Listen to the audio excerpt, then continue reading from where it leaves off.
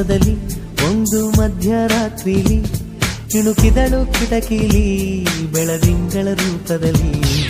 ನಿದ್ದೆ ಕಣ್ಣಲ್ಲಿ ನಾನೆದ್ದೆ ಕ್ಷಣದಲ್ಲಿ ಅವಳಂದಳು ಕಿವಿಯಲ್ಲಿ ಹೆಲ್ಲೋ ಹೆಲ್ಲೋ ಹೆಲ್ಲೋ ಹೆಲ್ಲೋ ಅದು ಕನಸ